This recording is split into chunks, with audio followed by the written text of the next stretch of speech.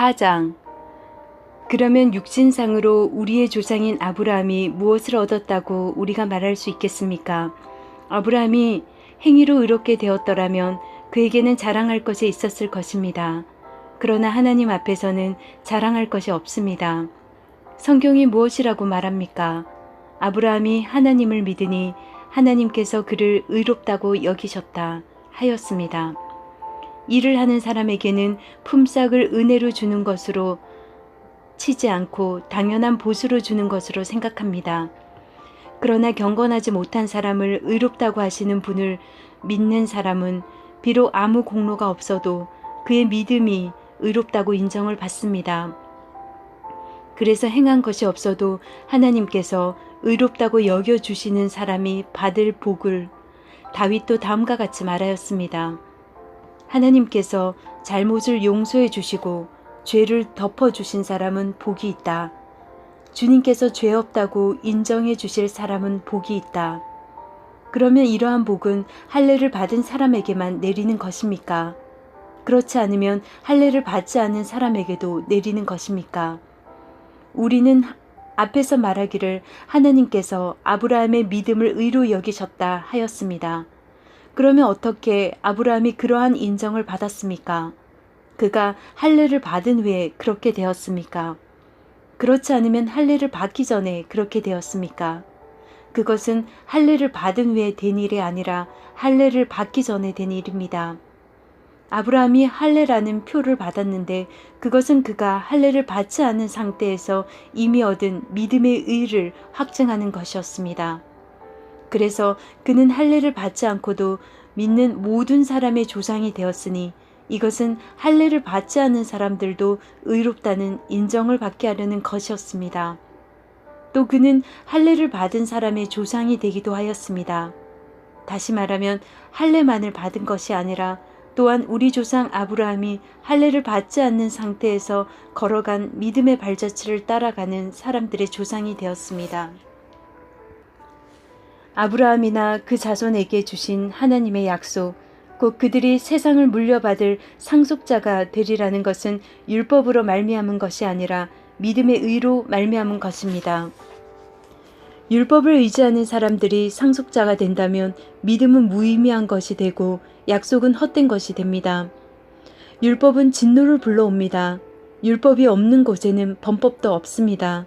이런 까닭에 이 약속은 믿음에 근거한 것입니다. 그것은 하나님께서 아브라함에게 이 약속을 은혜로 주셔서 이것을 그의 모든 후손에게도 곧 율법으로 사는 사람들에게만이 아니라 아브라함이 지닌 믿음으로 사는 사람들에게도 보장하시려는 것입니다. 아브라함은 우리 모두의 조상입니다. 이것은 성경에 기록된 대로 내가 너를 많은 민족의 조상으로 세웠다 함과 같습니다. 이 약속은 그가 믿은 하나님, 다시 말하면 죽은 사람들을 살리시며 없는 것들을 불러내어 있는 것이 되게 하시는 하나님께서 보장하신 것입니다. 아브라함은 희망이 사라진 때에도 바라면서 믿었으므로 너의 자손이 이와 같이 많아질 것이다 하신 말씀대로 많은 민족의 조상이 되었습니다. 그는 나이가 100세가 되어서 자기 몸이 이미 죽은 것이나 다름없고 또한 사례의 태도 죽은 것이나 다름없는 줄 알면서도 그는 믿음이 약해지지 않았습니다. 그는 하나님의 약속을 믿고 의심하지 않았습니다. 오히려 그는 믿음이 굳세어져서 하나님께 영광을 돌렸습니다. 그는 하나님께서 스스로 약속하신 바를 능히 이루실 것이라고 확신하였습니다. 그래서 하나님께서는 이것을 보시고 그를 의롭다고 여겨주셨습니다. 그가 의롭다는 인정을 받았다 하는 말은 아브라함만을 위하여 기록된 것이 아니라 하나님께서 의롭다고 여겨주실 우리, 곧 우리 주 예수를 죽은 사람들 가운데서 살리신 분을 믿는 우리까지도 위한 것입니다. 예수는 우리의 범죄 때문에 죽임을 당하셨고 우리를 의롭게 하시려고 살아나셨습니다. 5장. 그러므로 우리는 믿음으로 의롭다 하심을 받았으므로 우리 주 예수 그리스도로 말미암아 하나님과 더불어 평화를 누리고 있습니다. 우리는 또한 그리스도로 말미암아 지금 서 있는 이 은혜의 자리에 믿음으로 나아오게 되었으며 하나님의 영광에 이르게 될 소망을 품고 자랑을 합니다. 그뿐만 아니라 우리는 환난을 사랑합니다. 그뿐만 아니라 우리는 환난을 자랑합니다. 우리가 알기로 환난은 인내력을 낳고 인내력은 단련된 인격을 낳고 단련된 인격은 희망을 낳는 줄을 알고 있기 때문입니다. 이 희망은 우리를 실망시키지 않습니다. 하나님께서 우리에게 주신 성령을 통하여 그의 사랑을 우리 마음속에 부어주셨기 때문입니다. 우리가 아직 약할 때에 그리스도께서는 제 때에 경건하지 않는 사람을 위하여 죽으셨습니다. 의인을 위해서라도 죽을 사람은 거의 없습니다. 더욱이 선한 사람을 위해서라도 감히 죽을 사람은 드뭅니다. 그러나 우리가 아직 죄인이었을 때에 그리스도께서 우리를 위하여 죽으셨습니다. 이리하여 하나님께서는 우리들에 대한 자기의 사랑을 실증하셨습니다. 그러므로 지금 우리가 그리스도의 피로 의롭게 되었으니 그리스도로 말미암아 하나님의 진노에서 구원을 얻으리라는 것은 더욱 확실합니다. 우리가 하나님의 원수일 때도 하나님의 아들의 죽으심으로 말미암아 하나님과 화해하게 되었다면 화해한 우리가 하나님의 생명으로 구원을 얻으리라는 것은 더욱 확실한 일입니다. 그뿐만 아니라 우리는 또한 우리 주 예수 그리스도로 말미암아 하나님을 자랑합니다. 우리는 지금 그로 말미암아 하나님과 화해를 하게 된 것입니다. 그러므로 한 사람으로 말미암아 죄가 세상에 들어왔고 또 그 죄로 말미암아 죽음이 들어온 것과 같이 모든 사람이 죄를 지었기 때문에 죽음이 모든 사람에게 이르게 되었습니다. 율법이 있기 전에도 죄가 세상에 있었으나 율법이 없을 때에는 죄가 죄로 여겨지지 않았습니다. 그러나 아담 시대로부터 모세 시대에 이르기까지는 아담의 범죄로 같은 죄를 짓지 않는 사람들까지도 죽음의 지배를 받았습니다. 아담은 장차 오실 분의 모형이었습니다. 그러나 하나님께서 은혜를 베푸실 때에 생긴 일은 아담 한 사람이 범죄했을 때에 생긴 일과 같지 않습니다. 한 사람의 범죄로 많은 사람이 죽었으나 하나님의 은혜와 예수 그리스도 한 사람의 은혜로 말미암는 선물은 많은 사람에게 더욱더 넘쳐나게 되었습니다. 또한 하나님께서 주시는 선물은 한 사람의 범죄의 결과와 같지 않습니다. 한 범죄에서는 심판이 뒤따라와서 유죄 판결이 내려졌습니다마는 많은 범죄에서는 은혜가 뒤따라와서 무죄의 선언이 내려졌습니다. 아담 한 사람의 범죄 때문에 그 한 사람으로 말미암아 죽음이 왕노릇하게 되었다면 넘치는 은혜와 의의 선물을 받은 사람들은 예수 그리스도 한 분으로 말미암아 생명 안에서 왕노릇하게 되리라는 것은 더욱더 확실합니다. 그러니 한 사람의 범죄 행위 때문에 모든 사람이 유죄 판결을 받았는데 이제는 한 사람의 의로운 행위 때문에 모든 사람이 의롭다는 인정을 받아서 생명을 얻게 되었습니다. 한 사람이 순종하지 않음으로 말미암아 많은 사람이 죄인으로 판정을 받았는데 이제는 한 사람이 순종함으로 말미암아 많은 사람이 의인으로 판정받을 것입니다. 율법은 범죄를 증가시키려고 끼어 들어온 것입니다. 그러나 죄가 많은 곳에 은혜가 더욱 넘치게 되었습니다. 그것은 죄가 죽음으로 사람을 지배한 것과 같이 은혜가 의를 통하여 사람을 지배하여 우리 주 예수 그리스도로 말미암아 얻은 영원한 생명에 이르게 하려는 것입니다. 6장. 그러면 우리가 무엇이라고 말을 해야 하겠습니까? 은혜를 더하게 하려고 여전히 죄 가운데 머물러 있어야 하겠습니까? 그럴 수 없습니다. 우리는 죄에는 죽은 사람인데 어떻게 죄 가운데서 그대로 살 수 있겠습니까? 세례를 받아 그리스도 예수와 하나가 된 우리는 모두 세례를 받을 때에 그와 함께 죽었다는 것을 여러분은 알지 못합니까? 그러므로 우리는 세례를 통하여 그의 죽으심과 연합함으로써 그와 함께 묻혔던 것입니다. 그것은 그리스도께서 아버지의 영광으로 말미암아 죽은 사람들 가운데서 살아나신 것과 같이 우리도 또한 새 생명 안에서 살아가기 위함입니다. 우리가 그의 죽으심과 같은 죽음을 죽어서 그와 연합하는 사람이 되었으면 우리는 부활에 있어서도 또한 그와 연합하는 사람이 될 것입니다. 우리의 옛사람이 그리스도와 함께 십자가에 달려 죽은 것은 죄의 몸을 멸하여서 우리가 다시는 죄의 노예가 되지 않게 하려는 것임을 우리는 압니다. 죽은 사람은 이미 죄의 세력에서 해방되었습니다. 우리가 그리스도와 함께 죽었으면 그와 함께 우리도 또한 살아날 것임을 믿습니다. 우리가 알기로 그리스도께서는 죽은 사람들 가운데서 살아나셔서 다시는 죽지 않으시며 다시는 죽음이 그를 지배하지 못합니다. 그리스도께서 죽으신 죽음은 죄에 대해서 단번에 죽으신 것이요 그분이 사시는 삶은 하나님을 위하여 사시는 것입니다. 이와 같이 여러분도 죄에 대해서는 죽은 사람이요 하나님을 위해서는 그리스도 예수 안에서 살고 있는 사람이라는 것을 알아야 합니다. 그러므로 여러분은 죄가 여러분의 죽을 몸을 지배하지 못하게 해서 여러분이 몸의 정욕에 굴복하는 일이 없도록 하십시오.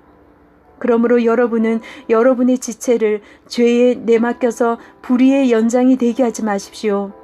오히려 여러분은 죽은 사람들 가운데서 살아난 사람답게 여러분을 하나님께 바치고 여러분의 지체를 의의 연장으로 하나님께 바치십시오. 여러분은 율법 아래 있지 않고 은혜 아래 있으며 죄가 여러분을 다스릴 수 없을 것입니다. 그러면 어떻게 해야겠습니까? 우리가 율법 아래 있지 않고 은혜 아래 있다고 해서 마음 놓고 죄를 짓자는 말입니까? 그럴 수 없습니다. 여러분이 아무에게나 자기를 종으로 내맡겨서 복종하게 하면 여러분은 여러분이 복종하는 그 사람의 종이 되는 것임을 알지 못합니까? 여러분은 죄의 종이 되어 죽음에 이르거나 아니면 순종의 종이 되어 의에 이르거나 하는 것입니다. 그러나 하나님께 감사하는 것은 여러분이 전에는 죄의 종이었으나 이제 여러분은 전에 받은 교훈의 본에 마음으로부터 순종함으로써 죄에서 해방을 받아서 의의 종이 된 것입니다. 여러분의 이해력이 미약함으로 내가 사람의 방식으로 말하겠습니다. 여러분이 전에는 자기 지체를 더러움과 불법의 종으로 내맡겨서 불법에 빠져 있었지만 이제는 여러분의 지체를 의의 종으로 바쳐서 거룩함에 이르도록 하십시오. 여러분이 죄의 종일 때에는 의에 얽매이지 않았습니다. 여러분은 그 때에 무슨 열매를 거두었습니까? 이제 와서 여러분이 그러한 생활을 부끄러워하지만은 그러한 생활의 마지막은 죽음입니다. 이제 여러분은 죄에서 해방을 받고 하나님의 종이 되어서 거룩함에 이르는 삶의 열매를 맺고 있습니다. 그 마지막은 영원한 생명입니다. 죄의 싹은 죽음이요 하나님의 선물은 우리 주 예수 그리스도 안에서 누리는 영원한 생명입니다. 7장 형제자매 여러분, 나는 율법을 아는 사람들에게 말을 합니다. 율법은 사람이 살아있는 동안에만 그 사람을 지배한다는 것을 알지 못합니까? 결혼한 여자는 그 남편이 살아있는 동안에는 법으로 남편에게 매여 있으나 남편이 죽으면 남편의 법에서 풀려납니다. 그러므로 남편이 살아있는 동안에 그 여자가 다른 남자에게로 가면 그 여자는 간음한 여자라는 말을 듣게 됩니다. 그러나 남편이 죽으면 그 법에서 해방되는 것이므로 다른 남자에게로 갈지라도 간음한 여자가 되지 않습니다. 나의 형제자매 여러분, 그러므로 여러분도 그리스도의 몸으로 말미암아 율법에 대해서는 죽임을 당했습니다. 그래서 여러분은 다른 분, 곧 죽은 사람들 가운데서 살아나신 그분에게 속하게 되었습니다. 그것은 우리가 하나님을 위하여 열매를 맺게 하기 위함입니다. 이전에 우리가 육신을 따라 살 때에는 율법으로 말미암아 일어나는 죄의 욕정이 우리 몸의 지체 안에서 작용해서 죽음에 이르는 열매를 맺었습니다. 그러나 지금은 우리를 올감했던 것에 대하여 죽어서 율법에서 풀려났습니다. 그래서 우리는 문자의 열매인 낡은 정신으로 하나님을 섬기지 않고 성령이 주시는 새 정신으로 하나님을 섬깁니다. 그러면 우리가 무엇이라고 말을 하겠습니까? 율법이 죄입니까? 그럴 수 없습니다. 그러나 율법에 비추어 보지 않았다면 나는 죄가 무엇인지 알지 못하였을 것입니다. 율법에 탐내지 말아라 하지 않았다면 나는 탐심이 무엇인지를 알지 못하였을 것입니다.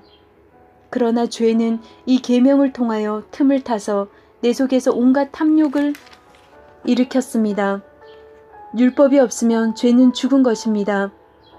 전에는 율법이 없어서 내가 살아 있었는데 계명이 들어오니까 죄는 살아나고 나는 죽었습니다.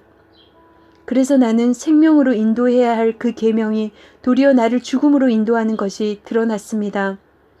죄가 그 계명을 통하여 틈을 타서 나를 속이고 또 그 계명으로 나를 죽였습니다. 그러므로 율법은 거룩하며 계명도 거룩하고 의롭고 선한 것입니다. 그러니 그 선한 것이 나에게 죽음을 안겨주었다는 말입니까? 그럴 수 없습니다. 그러나 죄를 죄로 드러나게 하려고 죄가 그 선한 것을 방편으로 하여 나에게 죽음을 일으켰습니다. 그것은 계명을 방편으로 하여 죄를 극도로 죄답게 되게 하려는 것이었습니다. 우리는 율법이 신령한 것인 줄 압니다. 그러나 나는 육정에 매인 존재로서 죄 아래에 팔린 몸입니다. 나는 내가 하는 일을 도무지 알 수가 없습니다. 내가 해야겠다고 생각하는 일은 하지 않고 도리어 해서는 안 되겠다고 생각하는 일을 하고 있으니 말입니다. 내가 그런 일을 하면서도 그것을 해서는 안 되겠다고 생각하는 것은 곧 율법이 선하다는 사실에 동의하는 것입니다. 그렇다면 그와 같은 일을 하는 것은 내가 아니라 내 속에 자리를 잡고 있는 죄입니다.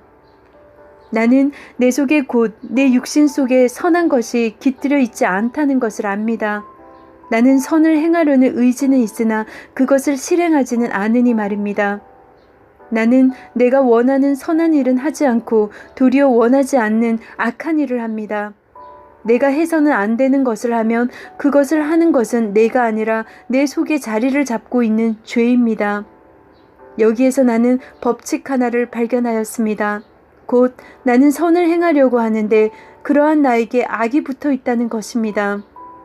나는 속사람으로는 하나님의 법을 즐거워하나 내 지체에는 다른 법이 있어서 내 마음의 법과 맞서서 싸우며 내 지체에 있는 죄의 법에 나를 포로로 만드는 것을 봅니다. 나는 비참한 사람입니다. 누가 이 죽음의 몸에서 나를 건져주겠습니까?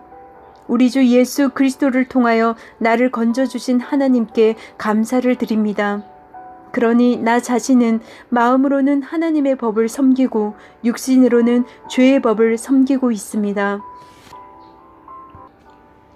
8장. 그러므로 예수 안에 있는 사람들은 정죄를 받지 않습니다. 그것은 그리스도 예수 안에서 생명을 누리게 하는 성령의 법이 당신을 죄와 죽음의 법에서 해방하여 주었기 때문입니다. 육신으로 말미암아 율법이 미약해져서 해낼 수 없었던 그 일을 하나님께서 해결하셨습니다. 곧 하나님께서는 자기 아들을 죄된 육신을 지닌 모습으로 보내셔서 죄를 없애시려고 그 육신에다 죄의 선고를 내리셨습니다. 그것은 육신을 따라 살지 않고 성령을 따라 사는 우리가 율법이 요구하는 바를 이루게 하시려는 것입니다. 육신을 따라 사는 사람은 육신에 속한 것을 생각하나 성령을 따라 사는 사람은 성령에 속한 것을 생각합니다. 육신에 속한 생각은 죽음입니다.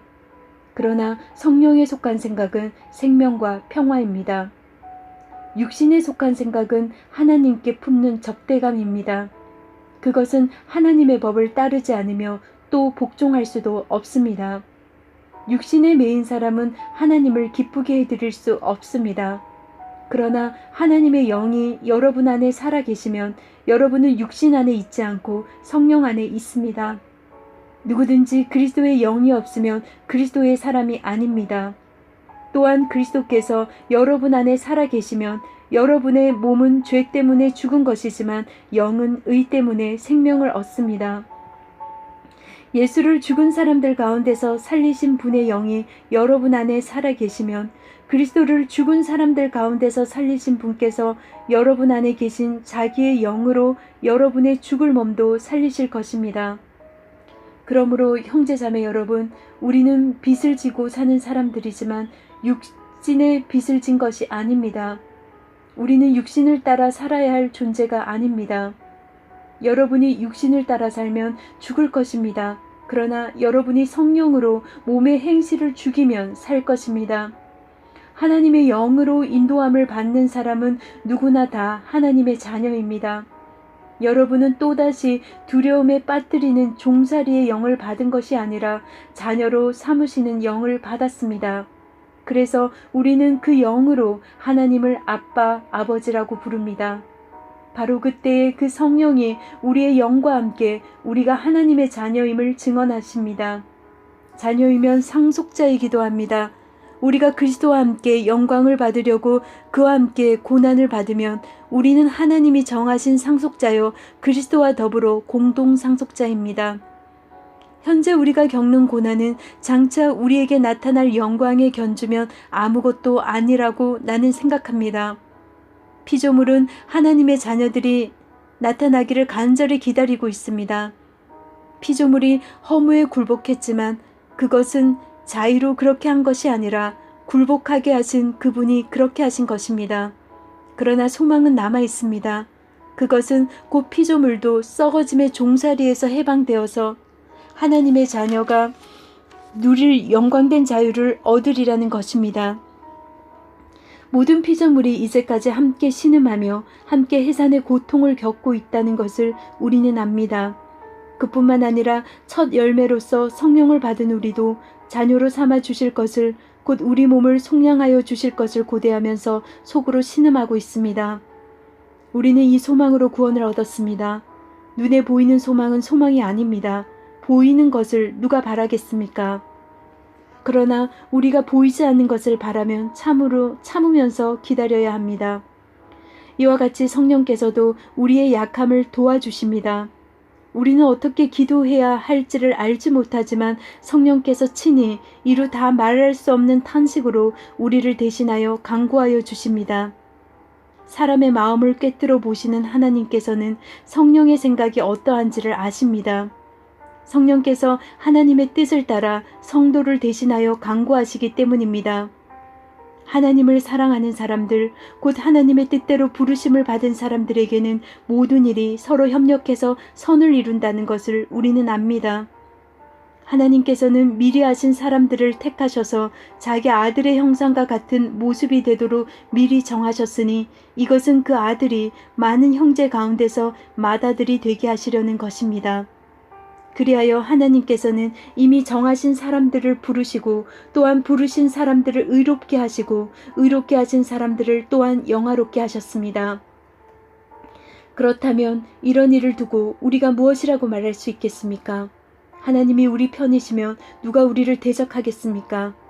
자기 아들을 아끼지 않으시고 우리 모두를 위하여 내주신 분이 어찌 그 아들과 함께 모든 것을 우리에게 선물로 거저 주시지 않으시겠습니까? 하나님께서 택하신 사람들을 누가 감히 고발하겠습니까? 의롭다 하시는 분이 하나님이신데 누가 감히 그들을 정죄하겠습니까? 그리스도 예수는 죽으셨지만 오히려 살아나셔서 하나님의 오른쪽에 계시며 우리를 위하여 대신 간구하여 주십니다. 누가 우리를 그리스도의 사랑에서 끊을 수 있겠습니까? 환난입니까? 곤고입니까? 박해입니까? 굶주림입니까? 헐벗음입니까? 위협입니까? 또는 칼입니까? 성경에 기록한 바 우리는 종일 주님을 위하여 죽임을 당합니다. 우리는 도살당할 양과 같이 여김을 받았습니다. 한 것과 같습니다. 그러나 우리는 이 모든 일에서 우리를 사랑하여 주신 그분을 힘입어서 이기고도 남습니다. 나는 확신합니다. 죽음도 삶도 천사들도 권세자들도 현재일도 장래일도 능력도 높음도 깊음도 그 밖에 어떤 피조물도 우리를 우리 주 예수 그리스도 안에 있는 하나님의 사랑에서 끊을 수 없습니다.